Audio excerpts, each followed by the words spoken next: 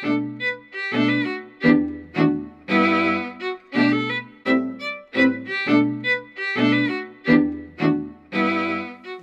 did you know about Chautauqua before you came here? Well, it's the legendary summer camp for thinking people. That's a really good explanation. And so, it combines a lot of the features of summer camp, the lake and the water sports and all of this athletic stuff with, spiritual stuff with intellectual stuff. So what's there not to like? It's been here forever and got an amazing reputation. So when John reached out to you and invited you, did you have a sense you might want to reach out to somebody else who'd been here before? Well, I knew a lot of people who had been here before. And actually, the first thing that happened when John asked me to give this lecture was I said to him, I never talk about the Supreme Court. So, for the last 30 years, I've been working primarily outside the U.S. Mm-hmm. I started as a U.S. law professor, went abroad after the Berlin Wall came down, so that's more than 30 years, and really never looked back. So, and also because the U.S. Supreme Court was becoming more and more shall we say, isolationist in the way in which it was developing its laws. So if you travel anywhere from Brazil to South Africa to, certainly to Germany or Hungary and Russia where I was living, there's a common strand in what those courts are doing. They look to each other. They're developing a common jurisprudence. If you go back to the 50s and 60s, the rest of the world followed the United States. Mm-hmm.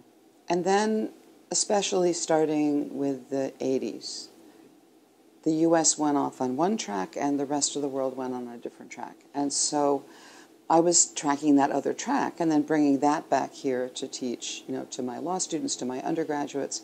And so when John said, you should do this, Jackson lecture on the Supreme Court, I said, I don't talk about the Supreme Court. And then I said, but I do teach Jackson every year because I teach Nuremberg. Mm-hmm. And so, Jackson's opening statement at Nuremberg is always the opening reading in my rule of law class. And, first of all, the writing is beautiful. Right. Second of all, he was struggling at that time with how do you make a new tribunal and how do you establish principles of international law when there weren't any obvious sources that put all those, ideas in one place. So they had to create the law, they had to establish the procedures, they had to pick the defendants, they had to launch the trial. And all of that was the first time that that kind of tribunal had been convened at the end of a war. And, there's this old joke about how, Charles Lindbergh flew the Atlantic. Wasn't that a terrific accomplishment? And then George Stigler from the University of Chicago Economics Department used to say, yeah, and it would have been impossible if he'd had to do it with a committee, Okay, well, Jackson had to do it with a committee, right? It was the U.S. and the U.K. and France and the Soviet Union as the prosecutors and the judges, and Germans in the dock. So they were working across 4 languages. They were working across 5 legal systems. They had to find some common procedure, some common language of law to do all of that with. And Jackson's from around here, right? He's a lawyer from a small town in New York, prosperous lawyer, brilliant guy, but he hadn't gotten out much, and he didn't know how all these other legal systems worked. So one of my favorite Jackson stories is, he thinks Truman asks him to be the chief prosecutor, right? And he thinks it's a summer job. He thinks, okay, well, they got them all lined up. The tribunal's going to happen. I'm just going to show up and do this dramatic thing, and we'll do the trial in one summer. And he signs on to the job and discovers that they don't even have the law in place, or the so-called charter, right, which establishes the tribunal and says what they can do. So he has to negotiate that. They have to negotiate the procedures. Jackson's also an appellate lawyer. He doesn't have that much trial experience. Mm-hmm. So, he's just confronted with the way all these other legal systems organize things. And for him, it was a puzzle, So, there's a lot of examples, but if it's okay, I can just give you one. Please do. Okay, please do. So, in an American trial, the defendants don't speak that often. And the reason why is that a defendant in a criminal trial is treated like every other witness you're sworn in, testify under oath. If you lie on the stand, you're subject to additional charges of perjury. And so that's why most defendants don't say anything. Okay, now in German trials, the idea is you want the defendants to speak. And in fact, you'll let them speak at any time for any reason. Mm-hmm. So in German trials, defendants can pop up and they can question witnesses, they can object to stuff, they can speak whenever, and they're not subject to penalty of perjury. Because in the German system, you know, of course, if you're facing huge punishments, the incentive to lie is massive. And the German courts calculate the balance differently, and they'd say, we'd rather hear what the defendant has to say, and so we're not going to subject them to all of these formal rules. We can't expect them to interject only when the rules permit, because how do they know the rules, right? So defendants are constantly popping up and speaking, and so that started happening at Nuremberg, right? The understanding was that the defendants would not have to testify under oath, but that they couldn't speak all the time, only when they were cross-examined, I mean, on direct and cross-examination. So the defendants, when Nuremberg starts, start to pop up and object to stuff, you know, and the British judge in charge is like, no, you can't do that. And this, you know, it was hard for the defendants because they thought that was how they were going to do things. Right. But then it was, you know, Jackson shines during these cross-examinations of the German defendants, many of whom decide to testify.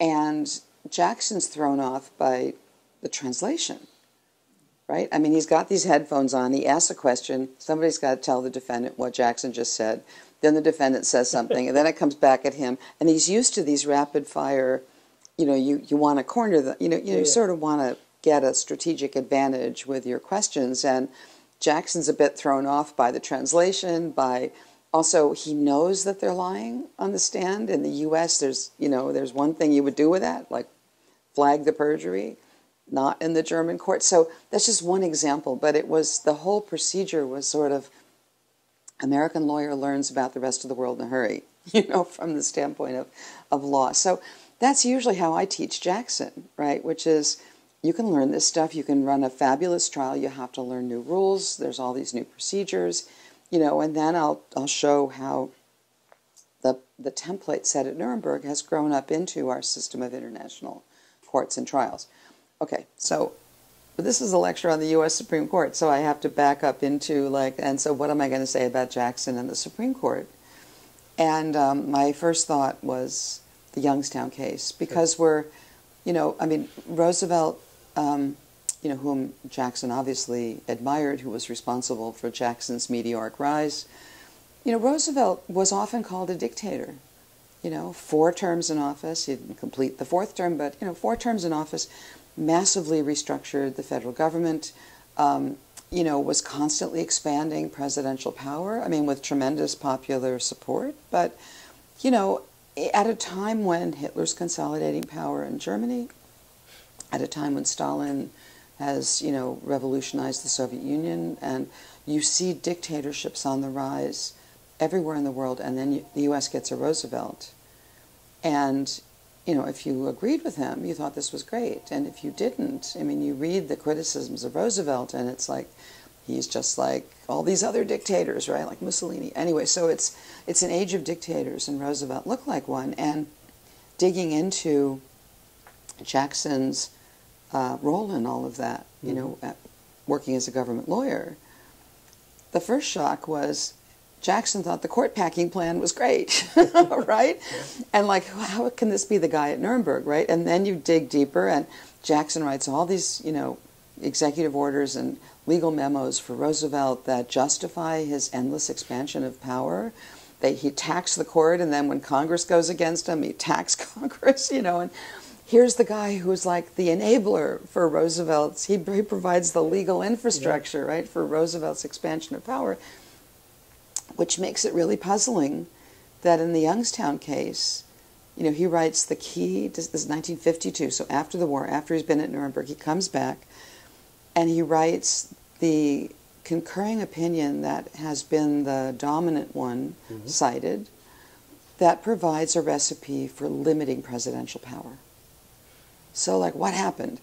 So this is where, you know, most Americans who only read the American stuff say, well, it was Roosevelt, he'd do anything for Roosevelt, wouldn't do anything for Truman, politics. Or he was Solicitor General, he was Attorney General, it's, the president is your client, you do whatever. And then you become a Supreme Court justice and different job. That's what everybody said. And so what I tried to say here was, no, it was Nuremberg, right? Because the charge that Jackson presented at Nuremberg was the charge of conspiracy. And that meant that he had to get into the details of how did all these guys work together? How did the German government work to produce these horrific effects, as a concerted plan? So he was deep in the weeds on that piece of Nuremberg. And, you see occasionally, I gave a few quotes in my lecture here, but, you see like when he interrogates Hermann Goering, who's like head of the Gestapo and Hitler's designated successor, so when you came to power, you dissolved parliamentary government, didn't you? And Goering says, yes, we found it was no longer necessary, right? And so this is what Jackson learns from Hitler's consolidation of power. You eliminate checks and balances, and what you get, could be a Roosevelt if you're lucky, right? But it also could be this, right? And so he comes back, with this new knowledge about how dictatorships work, and that's why he really dials back on, presidential power and the president's role in a system of government where he has to govern with Congress and with the courts. Okay, and now, because here we are in this moment when, again, the Supreme Court's on the front pages every day. The Supreme Court, in its decision in the presidential immunity case, cites Jackson's concurrence in Youngstown a dozen times, I think, and pretends to be following it. And all the quotes are accurate as quotes. It's just that they're taken so out of context that essentially, as of that opinion last July, July 2024, the Jackson concurrence is gone. And now we've got a Supreme Court that is saying Congress cannot constrain the president with criminal statutes. Now they're on a roll where you see where they're going. Congress cannot constrain the president by saying, who are the employees of the executive branch? Congress cannot constrain the president by saying, here are these executive agencies you have to manage. Congress cannot constrain the president by saying we have civil service laws that limit how you fire large swaths of employees. They're moving towards saying the president doesn't have to spend the funds that Congress appropriates. You see the court, through these preliminary decisions, removing all the constraints on the president, kind of the way Jackson did when he was, a Solicitor General and Attorney General. But, so that's why, because I've been working abroad, right, for the last several decades, that's why I keep saying to my American friends who don't know how this works abroad, the way that Jackson didn't know how it worked abroad, right? You look abroad and you look at the new dictatorships, and this is how they all work.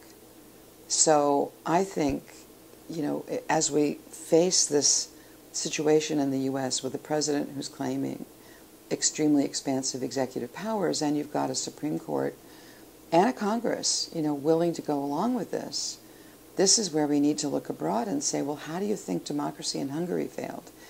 Or, people then say, well, you're just against right-wing dictators. It's like, no, let's look at Venezuela. Left-wing dictator Chavez did the exact same thing. And so, again, we need to kind of have that Jackson moment, right? When he goes abroad, he sees in some detail how dictatorships are consolidated, and then he comes back and says, not here. I just had a master class. Well, this is now, what I'm trying to argue with all my American lawyer friends who don't get out much. America's a very big country, and most American lawyers don't know that much about law in other places. They read the papers, they travel, they're on. If you go as a tourist to Hungary, that's where I lived and worked for a very long time. It feels like a free country. It doesn't feel like a dictatorship. It's beautiful. It's, people come back and say, I don't see what the problem is. And it's like, okay, now try changing the government. You can't, really. So, this is where, I've been an advocate for teaching more courses in the law of other countries and international law in U.S. law schools, because frankly there are only 2 law schools in the country where you have to take one course about law outside the U.S. Mm-hmm. Michigan, where I used to teach, and Harvard, where I taught one of those courses because they didn't have enough faculty to teach those courses. You know, and everybody else, it's like there are hardly any schools that have very many courses in this. So we have generations of lawyers trained not to know this stuff, and I think that's really quite dangerous. So I'm on my way in 1 month to Hungary. You are? I am a tourist. Okay. And good. I I'll am tell you going what to to no look doubt for. catch up with Prime Minister Orban. At some point, we'll just hang. Okay, right. Well, try it. Yeah, they'll put you off on. You can meet the Minister of International Communications, who is something. So I mean, if you ask, there are several people they'll have you talk to, and I can brief you on them if you want. Partly just tourism, but it's... oh, good. Well, you should look. I can tell you some stuff to look for. Well, I look forward to it. Anyways, I've learned that you coined the term Frankenstate. Yes, true. And define that, so that helps me understand Frankenstate. Yeah, so when you look at all these countries abroad where dictatorships have been consolidated, you know, it's no longer... I mean, it used to be the case that democratic governments were overthrown by coups. Like especially during the Cold War, you know, this was kind of the dominant thing. There would be proxy wars between the U.S. and the Soviet Union. The U.S. would support a coup from one side. The Soviet Union would support a coup from another side. Tanks in the streets, you know, somber music on the radio. You knew it was over. And so now the new dictators are not taking over governments by force, by military, you know, occupation, as it were. They're taking over by law. Mm-hmm. And so what you find is that the first step in dictatorship is also the first step of democracy. Somebody wins an election, usually fair and square the first time. And then the question is, how do they arrange the law so that they never have to leave power again? And so what the smartest dictators do is they use their election victory to change the law through the parliament if they can, but you know, by executive order and court decision, and maybe drafting new constitutions if they can't. They change the law, and again, the smartest ones borrow bad laws from good states. Mm-hmm. So one of the leading American exports to dictators is gerrymandering. Mm-hmm. You're going to change the election law. So you're going to, what Viktor Orban did, for example, was he came to power. Parliament in Hungary was 450 or so people for a country of 10 million. It was a big parliament for a small country.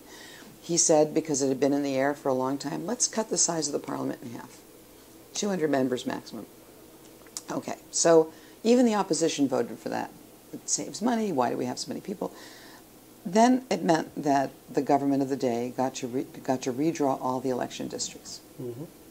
And they used gerrymandering. But of course, in the U.S., we're now seeing a wave of gerrymandering again here, but at least in the U.S. there have been so far, let's see if it holds, 2 constraints. One is the districts have to be the same size, mm-hmm. and the other is that the courts review this stuff to see if there's been foul play. Okay, so the courts have taken themselves out of the business. The Supreme Court here said, political gerrymandering, we don't know what that is, we can't tell, so whatever, go ahead. All right, but still, district sizes. Orban takes this. The district sizes in Hungary, after he did this, varied by 30%. He packed all of the people who would vote against him into a few districts in Budapest. Everybody else had these big districts with no people in them. The first election comes along, he gets 43% of the vote and 80% of the seats. Big gerrymander. Okay, so that's one part. Okay, but then he combines a lot of other election rules from other democratic countries, the worst parts of good democracies, and builds in, I won't go through all of them, but builds in a lot of other things. I started calling this kind of way of proceeding a Frankenstate because if you think about, you know, Dr. Frankenstein is, you know, the doctor, not the monster, but if you think about the monster, you know, Dr. Frankenstein goes to all these graveyards, digs up all these bodies, attaches the arm of one to the head of another, to the torso of another. And you can do that with laws, right? You borrow this law from the United States, that law from Italy, this one from Germany. when you put them together, each one in its own space may have not been that bad, but when you combine them, it gets worse, right? Or you take a law from another country and you don't bring with it the safeguards. So just to take gerrymandering, Orban borrowed the gerrymandering, but he didn't borrow the same size districts or the judicial review of the districts. Mm-hmm. So you get a piece of it out of context, the way, you know, a Frankenstein monster arm would be taken out of the context of the body it came from, right? And so it's that, I mean, I just tried to use that metaphor to say it's all legal. The laws, if you take them one by one, you know, look okay, and you put them together, and either it's the combination that makes for the craziness, right, or it's the taken out of context that allows the law to be misused. So it's just a way of saying, and I might say that part of the reason why governments do that is that the international monitors, this is true of the election monitors, this is true of, you know, people who do rule of law assessments in different countries, they tend to go in with checklists. Do you have this? Check. Do you have this? Check. If you just take the pieces by themselves, they'll often pass the checklists. Right. But, you know, because you've decontextualized them or added them with some radically different context, they don't work that way. So part of this was also a plea to get international monitors of this stuff to start thinking differently about how they check what these governments are doing. So that's the Frankenstein. In reading about Hungary, there was also this concept of was it the crown? Oh, yeah. Talk about that, which I found just so fascinating. Yeah. So, you know, I moved to Hungary right after the wall came down, and I worked through a big chunk of the 1990s at the Constitutional Court, which was the main. Hungary has a unicameral parliamentary system, so not much checks and balances. You know, whoever gets a majority in the parliament gets the executive branch. So the big check they added after the end of the communist system was this powerful Constitutional Court. It also made them very vulnerable, because once you capture the Constitutional Court, then it's all over, and that's sort of what Orban did. So, but when I got there, you know, there was pretty uniform agreement that the new constitution that they had written in 1989-90 was a good constitution, but there was this little dissenting group on the Hungarian right wing that said, well, you know, our constitution now looks like it could be the constitution of anywhere. You know, how do you know it's not Germany or Spain or like someplace? We left behind our distinctive history. And every Hungarian knows that the historic constitution of Hungary is embedded in an object called the Holy Crown of St. Stephen. Okay, so the Holy Crown of St. Stephen, according to legend, was given by the Pope to the first Christian king of Hungary in the year 1000, making Hungary, you can tell from my tone that I'm going to destroy this in a second, okay, but, you know, the first Christian king makes Hungary a Christian nation in the middle of Europe, on a par with the Holy Roman Empire, and, you know, this is the beginning of modern Hungarian statehood. And it's true that, you know, in medieval sources, the crown becomes, the physical crown actually becomes important after the first dynasty dies out. There's a long history there, but the crown does become important, that you cannot be a legitimate king of Hungary unless crowned with that crown. Mm-hmm. And the crown becomes the object in whose name pacts between the nobility and the king are created. So, you know, England gets the Magna Carta. Just 7 years later, Hungary gets something that's very similar. The golden bull, or the aranybulla, done in the name of the crown. So the crown becomes the constitution because all of the sort of constitutional precursors have the crown as the sort of guarantor, both the physical object, the person who happens to temporarily wear it, and so on. So there's a lot of really interesting kind of medieval history around the crown. So these nationalists in the 1990s were saying, we need to restore the Holy Crown of St. Stephen.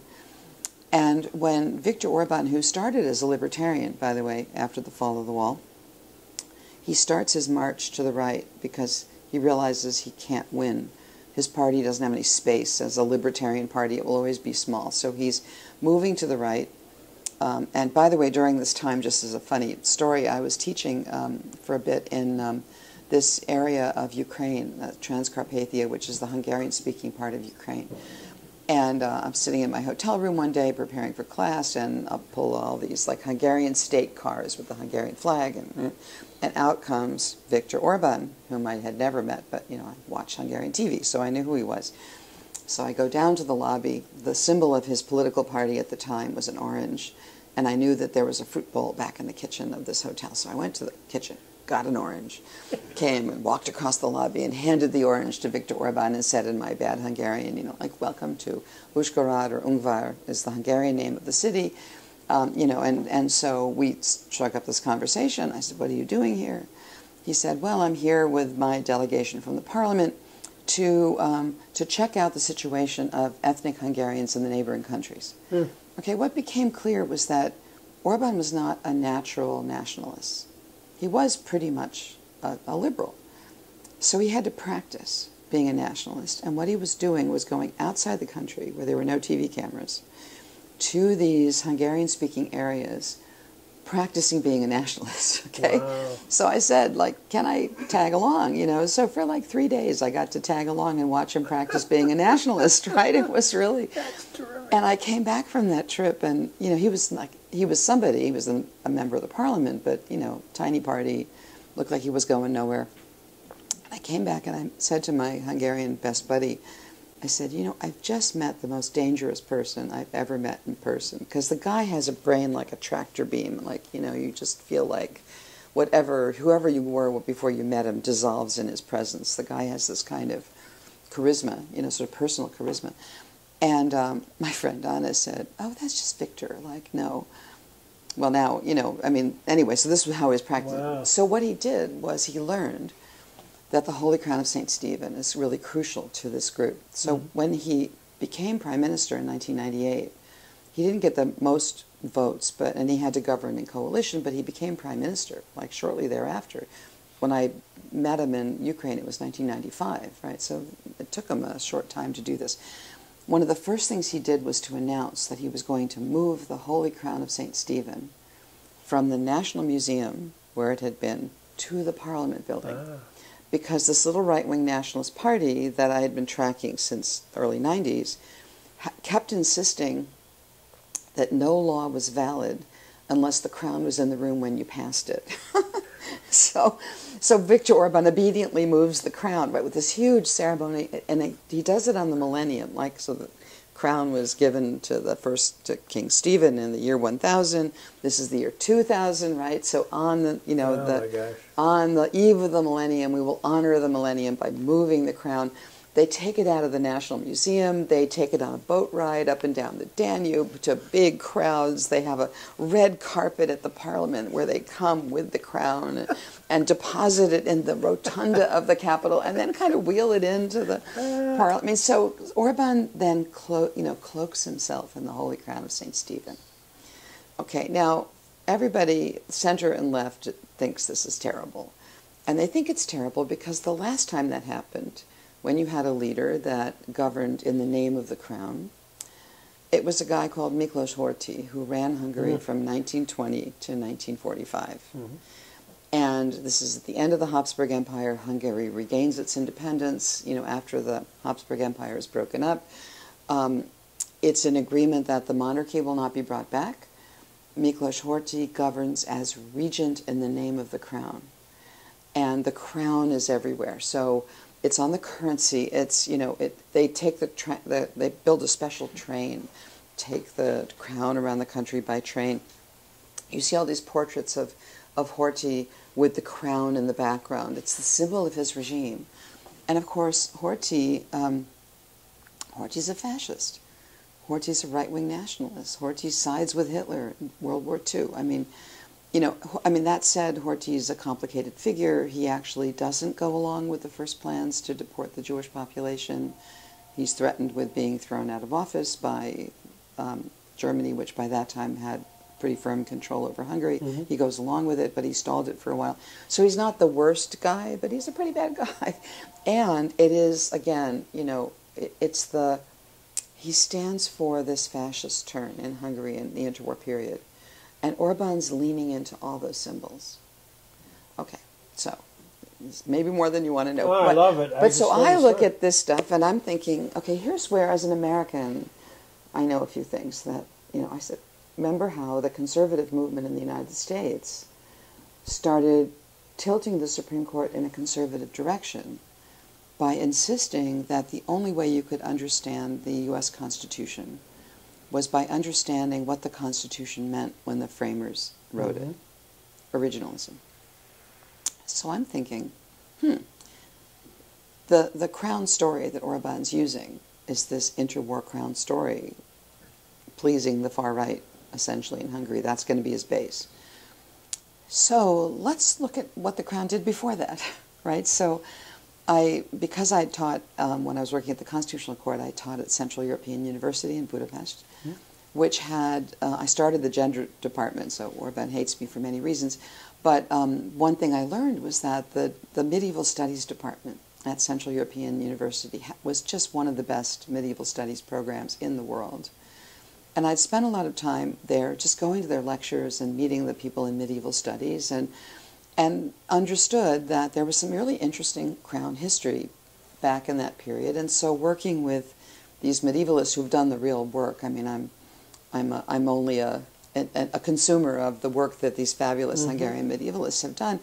What became really clear was that, as I said, the crown stood for these pacts between the nobility and the king, limiting the king's powers. Also, there was a view that sovereignty insofar as there was a concept like that, but the sort of proto-concepts of sovereignty rested in the crown, and it never passed to the leaders. One of the dominant histories of medieval Europe, Kantarovich's The King's Two Bodies, said, in Western Europe, there was this, you had to get to a certain point of government elaboration before you could say something like, the king is dead, long live the king. Like, what would that mean? It would mean the individual died, but the office lives on.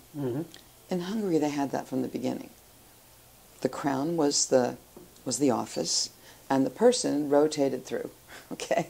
And so, unless you were crowned with that crown, you were not king. And there were some efforts, like the crown was stolen, it was pawned, I mean, it has a whole history, and then the kings that are crowned with some other crown, or, of dubious legitimacy, I mean, it has this kind of magical property.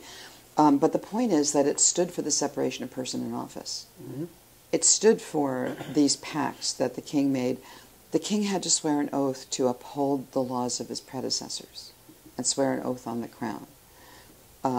And also, I mean, Viktor Orban was using this for, Hungary for Hungarians, and let's keep out all these, immigrants and foreigners. The crown itself, the physical object, was a mashup of probably three, but at least two different objects. There's the round part at the bottom, the part you'd stick on your head, and then there are these cross pieces that go over the top. The round part, and the story gets given by the Pope, first Christian king. All the inscriptions on the round part are in Greek. Can't come from Rome. Came from Constantinople, right? This is right around the time that the so-called Christian church splits into East and West versions. The Orthodox version to the east, and what we now think of as Catholicism to the west. The bottom part of the inscriptions are in Greek, and the top parts are in Latin. It's exactly reflecting this schism. Hungary's on the line. Hungary becomes the place promoting religious toleration. And then it turns out Hungary, feudalism in Eastern Europe is much less layer cakeish than it is in the West. Hungary has, from the late 13th century on, elective kingships. The nobility meets and they elect the king every time a king dies. So who gets to vote, right? So there's this great work by Nora Berend, a medievalist, Hungarian medievalist at Cambridge. What she's shown is that about a quarter of the people who were allowed to vote in those elections were, as she puts it, knights of recent origin, excuse me, which is to say they were immigrants. Jews were allowed to vote. Muslims were allowed to vote.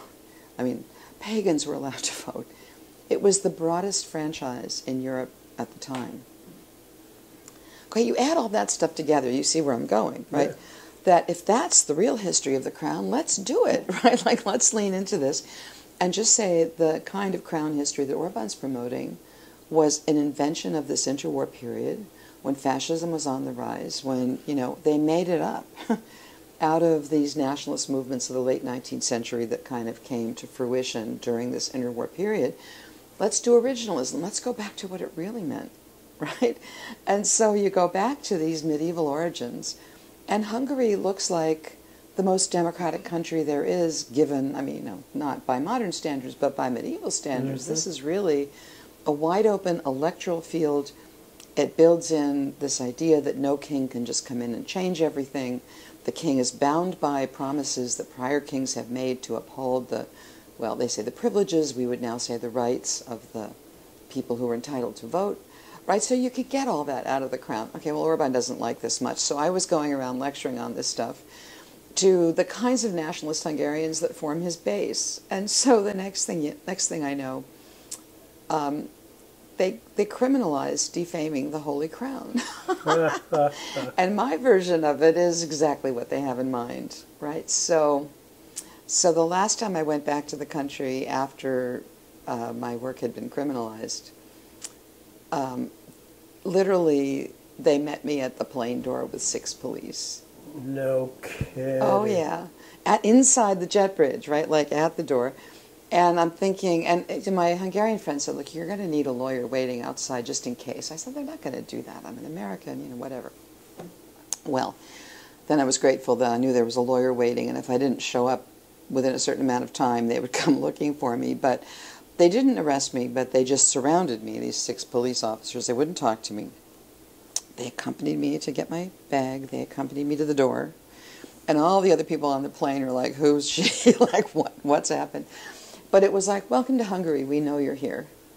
And you can expect to be under surveillance the whole time you're here, which is true. So I must admit I haven't gone back since then. And not because, I don't think they're really going to do something to me, but I don't want to get my friends in trouble, right? Because the ones who are living there really are much more vulnerable. And so my last sabbatical, I went to Vienna, and my Hungarian friends came out. It's 2 hours by train, And so they would come out and meet me, but, I kind of can't go back. And a lot of it is because of this Holy Crown stuff. Like, who knew? Right? So, but anyway, the point... me neither. I didn't know when I started down this path. You got to go visit the Crown when you're in Hungary. I guess I'm going to have to. It's in the rotunda of the Parliament building. And actually, now that I've told you what you would see if you saw it close up, you'll notice that the way they've arranged it, you can see the crown. It's quite... it really is an amazing thing. But you can't get close enough to read the inscriptions. Sorry. Because I'll buy the brochure. Yeah, buy the brochure. There's a little book I think they sell which does have the history of it, and frankly every educated person knows that about the crown. It's just that the government pretends like it's still the Pope gave Hungary this and made Hungary the chosen people in Europe, all that kind of stuff. Yeah. I felt like Robert Jackson cross-examining Hermann Goering. You ask a question, yes or no, or whatever it's going to be. Little did I realize what the answer would be. Little did I realize when I started on this story that at the end that you would be not permitted to come back to the country because of the crown. Yeah. Too funny. Man, there's so many analogies to all of this. I drop in something that is just unrelated to anything, but I did interview Andras Seho. Shayo. Andras Shayo. Oh, no wonder. Hungarian is totally phonetic, but every letter does something different than you think. It just did. Did.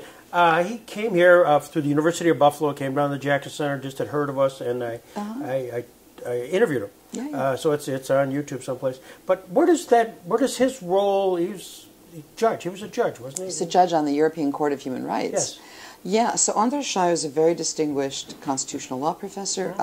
He started the program, like after 1989, once, communism was gone, Central European University was created as basically a small graduate school with 4 departments. One of the departments was the Department of Law, and Andras Shayo created the program in comparative constitutional law at Central European University. And trained, it was an English language university, so he was training students from all over the world, mostly all over the region, who spoke English, and that was really sort of the first program of its kind in the world. And, he's written a lot of extremely important things in English and Hungarian and so on. In Hungary, so I knew him less. I mean, I also taught in that department, but I knew him less as he faced the world and more as he faced Hungary, because I was living there working at the Constitutional Court. And at the beginning, he and I tangled a lot in Hungarian writings, because he was a critic of the Constitutional Court, very activist Constitutional Court. The Constitutional Court struck down 1/3 of all the laws it reviewed, told the Parliament to go back and do it again. And the court also was a great defender of social and economic rights. And I think our biggest showdown came when the government, Hungary was never rich to begin with, and of course all these post-communist countries had immense economic problems because they were integrated into an economic system that suddenly had borders within it, and it's like a trade war, basically. I mean, suddenly all these countries were in economic trouble, so Hungary was on the verge of going bankrupt in 1995. The IMF came in, said, you've got to cut all your social benefits, none of this social welfare, none of this subsidized, education, housing, like whatever. And you have to cut massive numbers of state employees, austerity for the masses. András at that time was pretty much a libertarian, really thought, a sort of Reagan libertarian, kind of thought, I think around that time Newt Gingrich said in the U.S., the point is to shrink the state until it's small enough to drag it into the bathtub and drown it. I think that was kind of András's view of the state at that time. Perfectly respectable liberal view, right?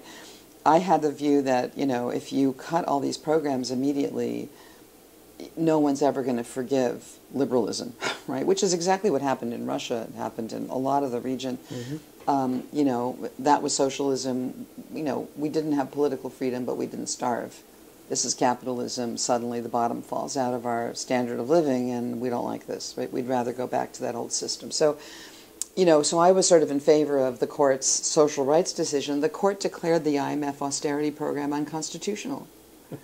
And András wrote these outraged articles, like, how dare they, like, fiscal rectitude, and, we need a smaller state. And I was the kind of social rights, I think he called me a socialist and something. Anyway, so we had a lot of disagreements back in those days. But again, András's position was a perfectly reasonable liberal position. And he had, maybe not majority support in the Hungarian population, but certainly, some support for that view.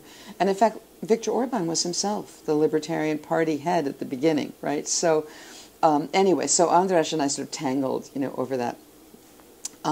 András later became, so Hungary joined the Council of Europe and therefore signed on to the European Convention of Human Rights, joined the EU eventually, 2004. Every country nominates a judge both to the Council of Europe High Court, the European Court of Human Rights, and to the EU High Court, the European Court of Justice. The Hungarian government, you have to nominate for the European Court of Human Rights 3 people. The Hungarian government nominated 3 people, one of whom was András Sajó. There's a committee of the European Council of Europe Parliamentary Assembly of the Council of Europe that assesses the candidates. And Sajó, who was a distinguished academic who had taught in the United States, who had written really important scholarship, was chosen as the Hungarian judge before Orban comes back to power. Okay, so András then goes to Strasbourg. And, that court is not mostly a libertarian court. Now, the European Convention on Human Rights doesn't have social rights. By social rights, I mean rights to minimum standard of living, housing, education, health care, and the like. Those rights are not in the European Convention. They were in the Hungarian Constitution, which is why the Constitutional Court felt they should enforce them. And so András goes off to this court as a kind of libertarian, a liberal but a conservative liberal by usual left-right standards. And he gets to the court, and Orban comes to power, and suddenly it's like the dictatorship of his youth, right? And he was a very good judge on the European Court of Human Rights. The cases that came up were largely cases of infringement of basic civil liberties. So the Orban government fired the president of the Supreme Court. They did an elaborate legal Franken-state workaround, which is, they said, they didn't just fire him, right, because that would be dictator territory. So they said, we're renaming the Supreme Court. We're taking it back to its medieval name when the Holy Crown was famous. Okay, so they do originalism too. We're going to rename it the Curia, and we're going to put up new criteria for the judges to increase the standards that the judges have to meet. And, you know, one of the standards was that the judges now had to have at least 5 years of experience as a judge in the Hungarian system before they could be named at the Supreme Court. What could be wrong with that? Okay, so they take all the existing judges, run them through the new screening process under the new criteria to be reappointed to the court. Every single one of them passes except the president of the court. And why was that? Because he'd been president of the court for 3 years. And before that, he had spent 17 years as a judge on the European Court of Human Rights, not a Hungarian court. Okay. Now, when they did that thing, this is a classic Franken-state thing, right? When they said 5 years of experience, most countries in Europe have longer experience that you need before you can sit as a judge on the highest court. And so what could be wrong with it? It's the Franken-state move. Borrow a law from a good country, and even, you know, the EU, nobody found fault with that as a requirement. It just that it conveniently excluded the president of the court who had been critical of the reforms that Viktor Orban had launched to capture the Constitutional Court and the Supreme Court and so on. Okay, so then this case, Mr. Baca, András Baca, who's the judge who'd been fired, gets to the Court of Human Rights. András Sajo. At the Court of Human Rights, by the way, the national judge has to sit on every case involving that country. That's not true over in the EU, where a different system. But András has to be on every single case. This András Sajo has to be on every single case. Comes out of Hungary. When the government's staring at... And then you sign opinions by name, so they know how you voted. There's a lot of... You know, now that we've got more dictatorships in the Council of Europe, there's a lot of people saying, maybe we shouldn't make the national judge sit on every case out of that country. Maybe they shouldn't have to sign the opinion so that the national government sees how they voted.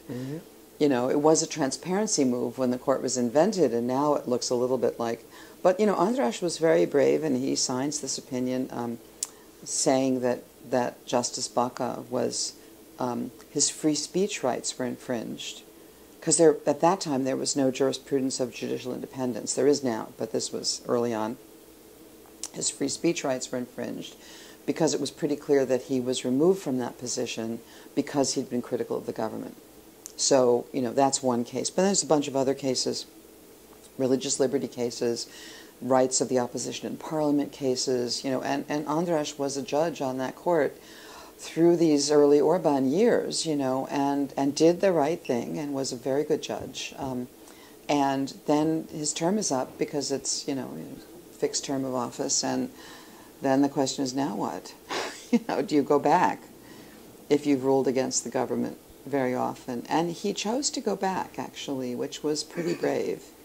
But then he went back to his job at Central European University, and that's when Orban again changes the law. I mean, he's not going to just throw the university out. That would be the kind of thing a dictator would do. So instead, you put through the parliament a law that says every foreign registered university has to comply with certain criteria. One, you have to have a campus in the country where you're registered before you can be a university in Hungary. Two, if you're a university in Hungary, your government has to sign a memorandum of understanding with the government of Hungary about how this university will operate. And then there's a bunch of other criteria. Okay, those first two, CEU didn't have. Every other foreign registered university, no problem. They already had that. They drafted a perfectly reasonable looking law that had the effect of singling out one university. Okay, so what was the problem? So in the United States, the Board of Regents of the state of New York allows universities to be registered in New York State and have no campus in New York State or anywhere in the U.S. So I'd been there when CEU registered with New York State. I took our department through its certification with the Board of Regents of the state of New York. I knew that system well. So, you know, suddenly CEU doesn't have a U.S. campus. So CEU struggles. It makes an agreement with its long-standing partner, Bard College in New York, to have CEU be a campus of Bard College. So they actually ran around and did that. Then the law says that there has to be an agreement between the two countries.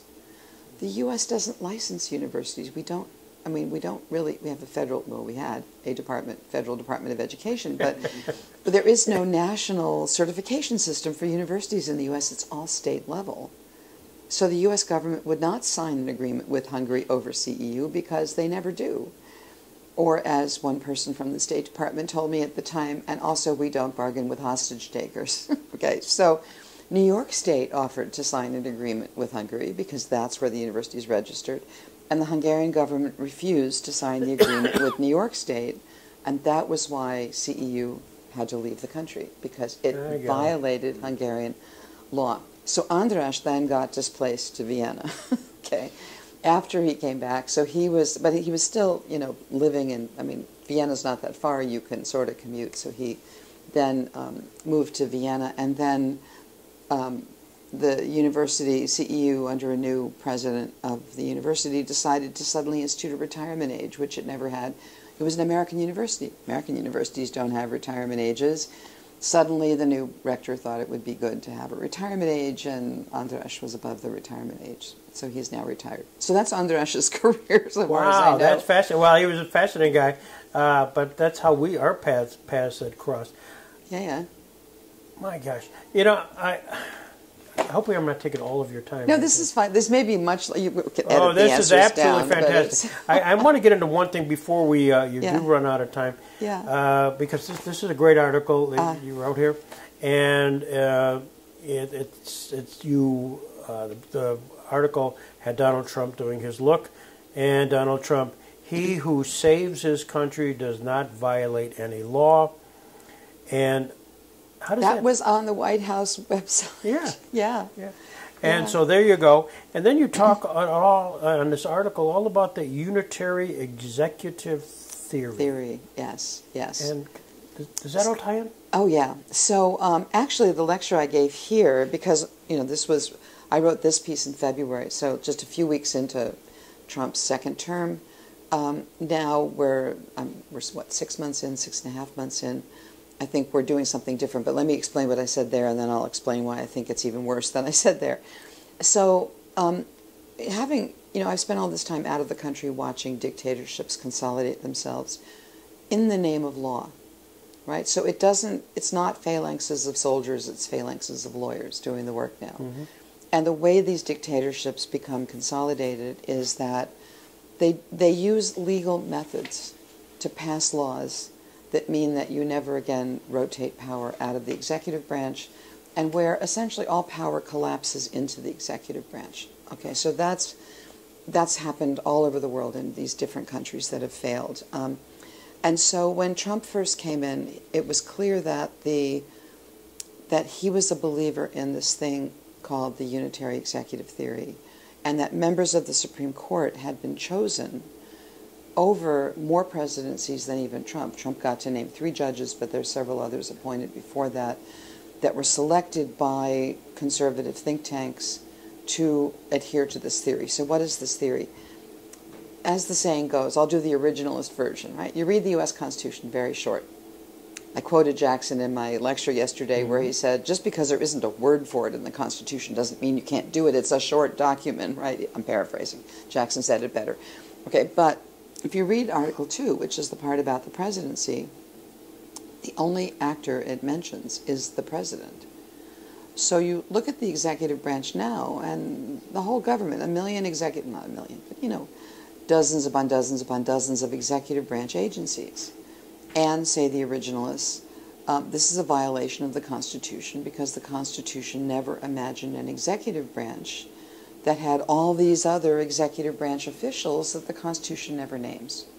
So they say it has to be the case, to be consistent with the Constitution, that the only way this is legal is if the president can directly command each of them, and that everybody working in the executive branch is simply working on delegation from the president.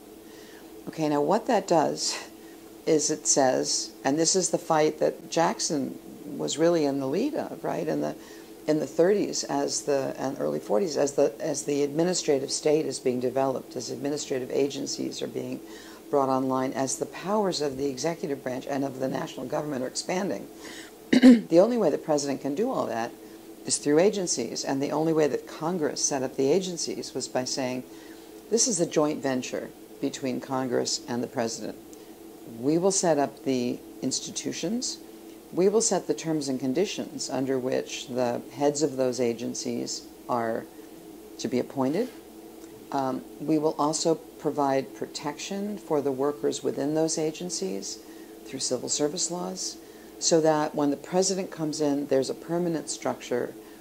The president can name some of those people, but not all of those people. Some of those agencies really need to keep arm's length from the presidency, let's say the Federal Reserve, but also, the Securities and Exchange Commission, or because you don't necessarily want the president to be able to, when you make the executive branch that big, it would be dangerous for the president to control all of it. And so, when I was in law school, I learned the executive branch agencies were not executive branch agencies. They were joint.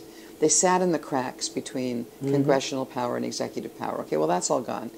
Now they're called executive branch agencies. Now the advocates of the unitary executive theory say the only way this is constitutional is if the president gets to name them all, hire and fire them all.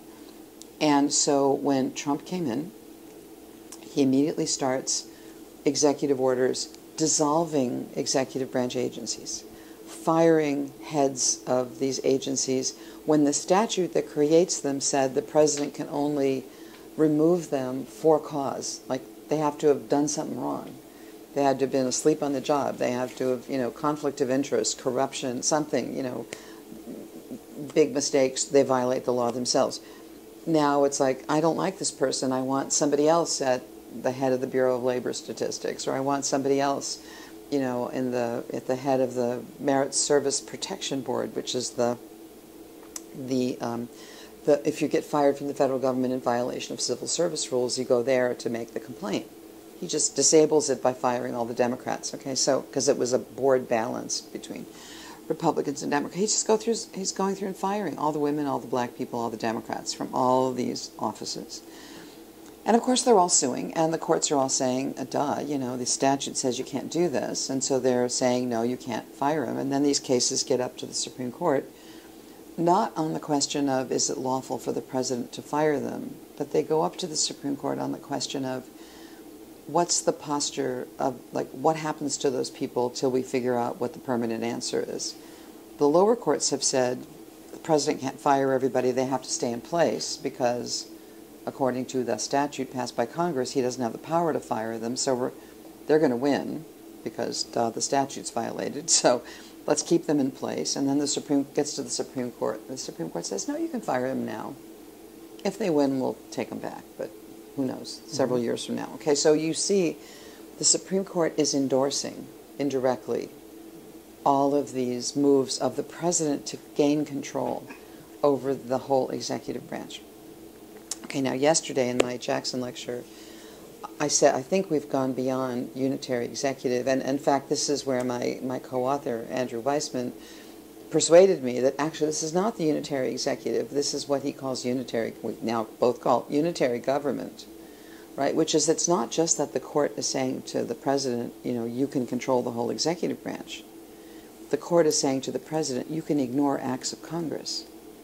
And this starts with the presidential immunity case, where the court says to the former president, now the current president, any president, the Congress may not constrain you with criminal statutes that apply to everyone else.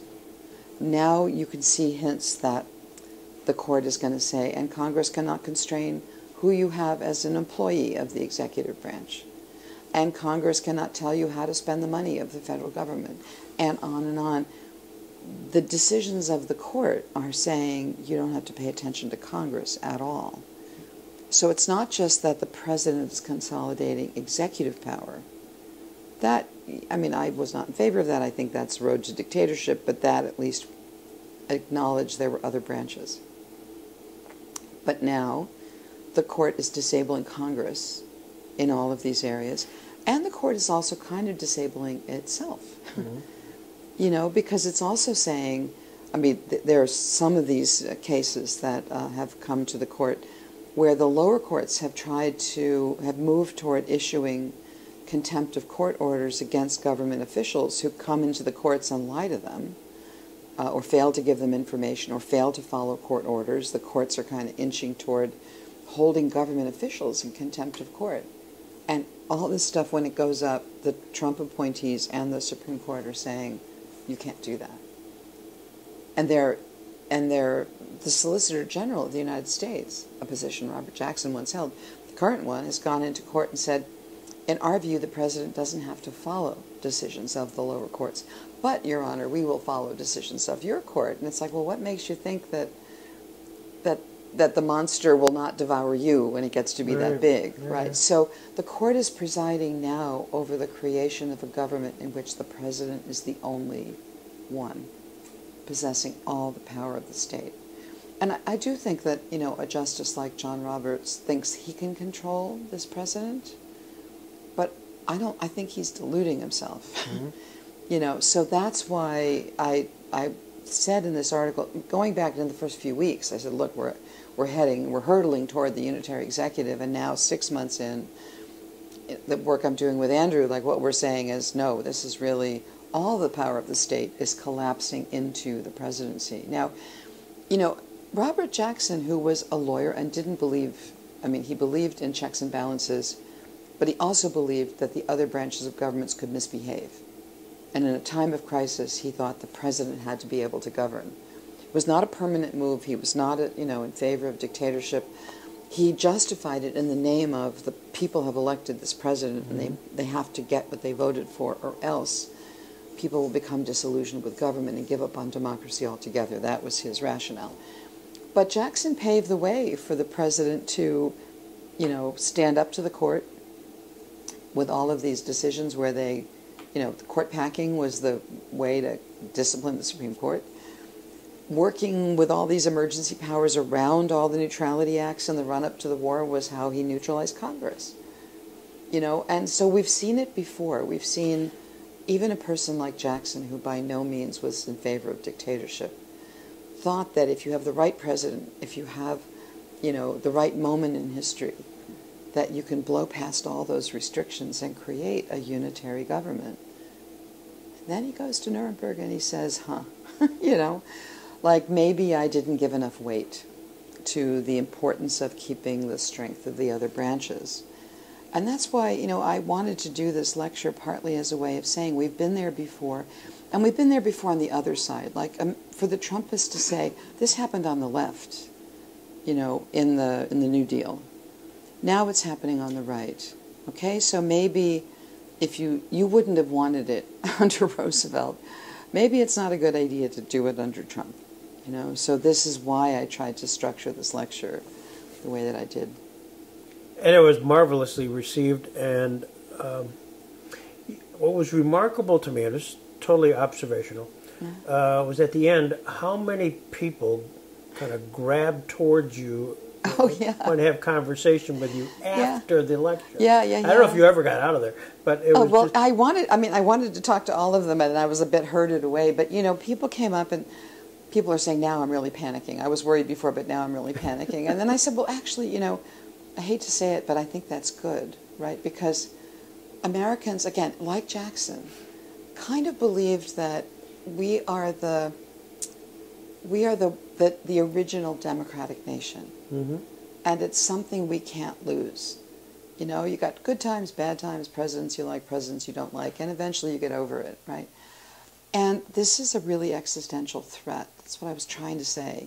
This is not your usual president you disagree with doing stuff you don't like, right? This is really destroying the institutional basis of the country, and I don't know how we get over this unless we find ways to stop it. And actually, I stopped my lecture a little earlier than I planned because I was running over time. I got into the Jackson stuff so much, but people were coming up and saying, so what do we do, right? And so that's where, I was looking at the clock and saying, I can't go into the and now what, so they're all coming up to me and saying, now what?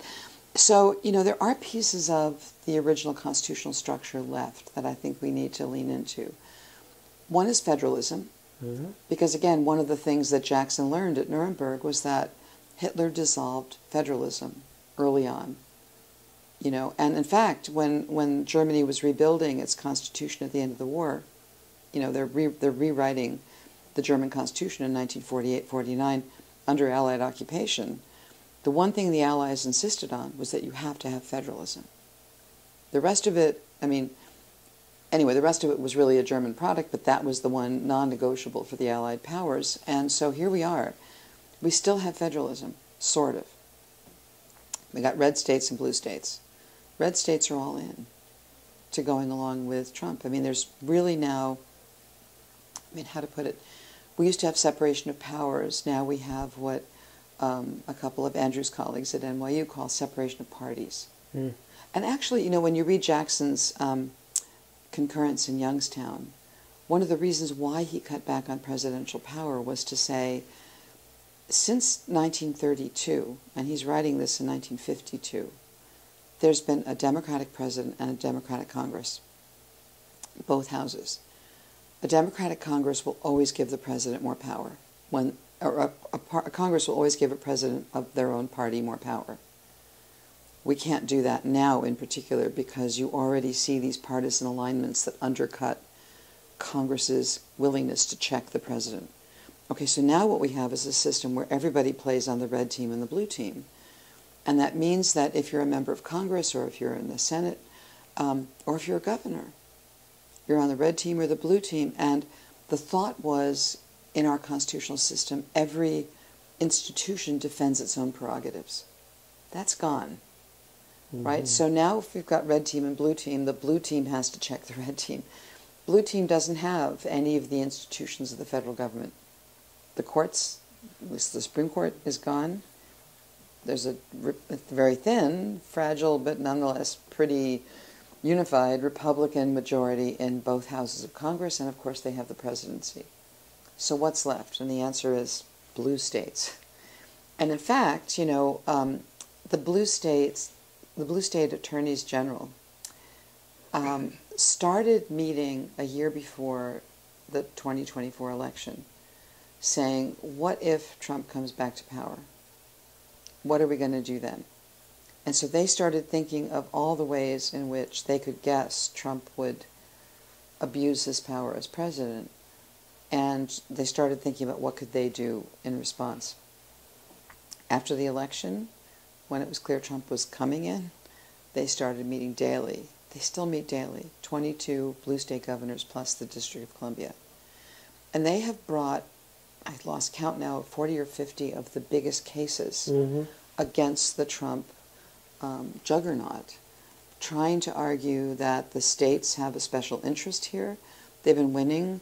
And those are not the cases, with the exception of birthright citizenship, where the government took up those cases on the basis of the nationwide injunctions. And one of those was a blue state AG case. And so they took those, sorry, I just kicked something under the table, if you wonder why I'm looking down.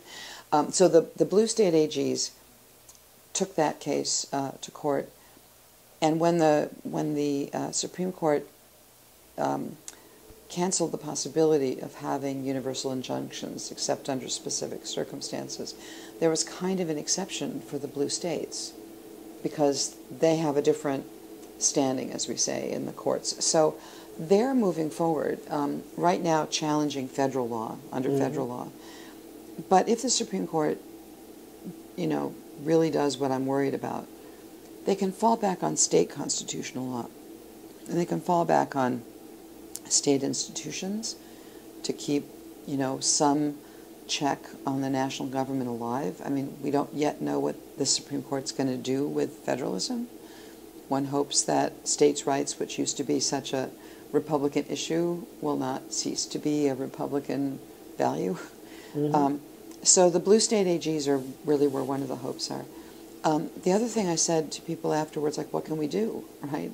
A lot of those folks had gone to these little demonstrations that are happening in little towns and cities across the country, and I said, the reason why the national organizers of these demonstrations have not done the big march on Washington is that they're afraid Trump will, call out the National Guard, will use the Insurrection Act, will escalate. I mean, he's already doing it, but this is the weekend that federal police are, he's federalized the D.C. police and may call out the National Guards in D.C. So you don't want a big national demonstration in D.C. where Trump has more powers than he has anywhere else. So that's why the organizers made this decision. We're going to have everybody come out in their own hometowns. And they've had, the No King's Day had, I think, something like 10 million people across the country. And I said the other reason for doing that is that what you need to build is civic solidarity at the level of towns, at the level of cities, at the level of counties and states.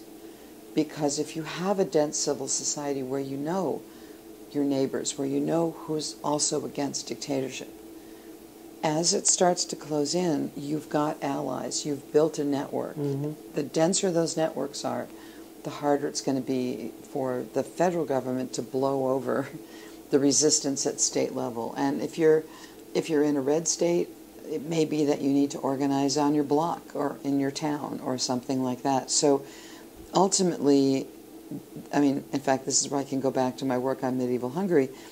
One of the ways that Hungary was able to develop something that looked like a constitutional government early on, medieval Europe, not exactly a moment of high democracy. It's not really invented as a system of government in the modern world so much later. The nobility claimed the right of resistance. If the king violates his promises to uphold the laws of his predecessors, the nobility possessed the right of resistance to dislodge the king, and that was part of the deal. Okay, now, I don't really want to advocate civil war. I don't want to advocate violence of any kind. We do have a system, however, in which the states and the towns and the cities had an independent existence before the existence of the national constitution. The states come together to form the compact.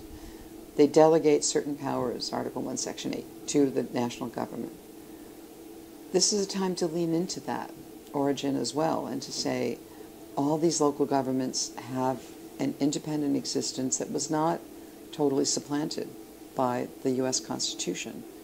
We have a legal basis for resistance, and I think that may be where we need to go next. And this is where, the more you do this stuff in other countries, the more you start to see what are the resources in other constitutional systems where we can look for parallels here. Who thought that my work on medieval Hungary could be brought back? And then you look at what were the origins of the democratic republic that we have in the United States. And the origin was democracies at local levels, in towns, in cities, and at state level. And that may be our last line of resistance. For those that are watching this later on, you can get credit. This is unbelievable master class here. You've been terrific. We've really tapped into your extra time here. But as you walk away from Chautauqua here, this is a Chautauqua experience. You came, you saw, you definitely conquered, but... I don't believe in conquering. I believe in persuasion of equals, right? You've done that in spades. But do you sense you gave so much? Did you get something from being here? Oh, yeah. This is great. Well, so first of all, being invited to give the Jackson lecture is a huge honor. And I'd already started this work on Jackson. Actually, I started this, and then my partner in crime here, Andrew Weissman, had independently started to think through Jackson. And so we had been talking about this together. We'd done it as a duo in Berlin, actually, about a month ago. Oh, really? And, yeah, we've taken this thing on the road, and we've started trying to get people to think about Jackson. So then being invited to give the lecture, it was like, okay, so now's when I do the deep dive into Jackson. So first of all, it was a great excuse to do that. But second of all, like being here, I'd never been here before. And I got to see the Jackson Center, I got to see Jamestown, I got to see his house from the outside where he had his horse farm. It sort of feels like this is Jackson country. Yeah. And so coming where there are so many people who know this legacy, where he came from, you see, the kind of origins. He was at Chautauqua. I mean, this was a place that mattered to him. And now, what I see and what I saw in just talking to people here, and seeing people's reactions to the lecture and the questions I was asked afterwards, that this is really, Jackson can be an anchor, right, in this moment, and that people who come here understand, I think, better this kind of Jackson legacy. And so I really feel like this is a kind of, flame in the darkness, and that this kind of, smart people coming to summer camp where they want their brains to be exercised as well as their bodies is really the kind of moment when this is where we have to have the conversations about how do you form a civil resistance that is based on the principles that ultimately Jackson realized at Nuremberg the country had to be founded on. So this is kind of a refounding, a renewal, and this can be a site for it. And I saw lots of people willing to do that here, and that I come away from this really much more optimistic than I was. I kind of live in the, in the edge of darkness, like following all this stuff that the current government is doing, but I feel much more optimistic leaving, that there are a lot of people, many people who may not have been on board. I mean, I don't know who, of course, I don't know what people's political orientations are, but I do think this is a country that, regardless of your political party, has a deep respect for the institutions of democracy. And if they understand that that's what's at stake, not partisan allegiance, that we will have more people who rise to the occasion, and I saw a lot of those people here. Wow. Thank you. This has been spectacular. Thank you. Thank you. Special Fun moment. to talk to you. And I didn't know we were going to talk about András Sajó, about the Holy Crown, so thank you for indulging all my Hungarian. Because really, I learned so much there that I brought back here. Hungary was my Nuremberg, right? And so now I feel like I have this ally in Robert Jackson, my colleague Andrew Weissman, who's also worked on this with me. And, I think you often have to do a deep dive into the past to figure out how to get out of the present. Yeah. Here we are. And we are here. Thank you so much. Thank you so much. And I'm on my way to Hungary, so I'll get to definitely look at the St. Stephen's Crown. Good. Yeah, go look at the St. Stephen's Crown. I can give you some people to talk to. There is, one thing to know about Orban and Trump. First of all, Orban endorsed Trump. Trump endorses Orban. CPAC, the Conservative Political Action Conference, has its annual meetings, one set of annual meetings in Budapest. Orban invented an English language think tank called the Danube Institute, which is for training conservatives from other countries, shall we say, conservatives who find autocracy attractive from other countries, trains them in the Orban system. The Danube Institute was one of the institutions involved in writing Project 2025 here. Really? So it's not just that they admire themselves from afar and you can find family resemblances. They've actually moved in together. They're cohabiting. And so Orban's people, were very involved in drafting Project 2025. And I didn't know that when I read Project 900 pages of Project 2025 the first time. But my first thought when I read it was, the core of this is Orban. And the core of this, 3 pillars of the core. Pillar 1, capture the high court. Trump already did that. Pillar 2, take control of the bureaucracy by firing lots of people and just consolidating power so that you control the whole thing. Pillar 3, weaponize the national budget so that you immediately, with no warning, defund everybody who would be your critic. And then you have them groveling around, wondering what to do and caving. And that was the first weeks, it was evident that, and it's in Project 2025, you see that. But what I wasn't certain of until I saw those first few weeks was, did they have the personnel to pull it off? Because it's a big, with all due respect, I love Hungary, but it's tiny. You could take over Hungary with a small platoon of people who were trained yesterday, basically. But the U.S. government is a huge beast, and conquering it, to use your phrase, because I think that's what they thought they were doing, conquering it takes a lot more people who are really on the plan and willing to do things that are painful in plain sight to people that you're face to face with. You had to have trained a bunch of executioners who were not squeamish about using the death penalty, essentially. And the number of people that Trump had willing to do that was the part that was surprising. But you could see Project 2025 was the outline, and it was the Orban outline So that's why the piece that you have in front of you, I wrote a couple weeks in. It was February. Yeah, February 21st. There you go. Right. So we were like less than a month in when I wrote that. Trump's counter-constitution. Yep, yep. And so, you know, I just see this playing out. So I feel like the canary in the coal mine here. But this is serious. This is very serious.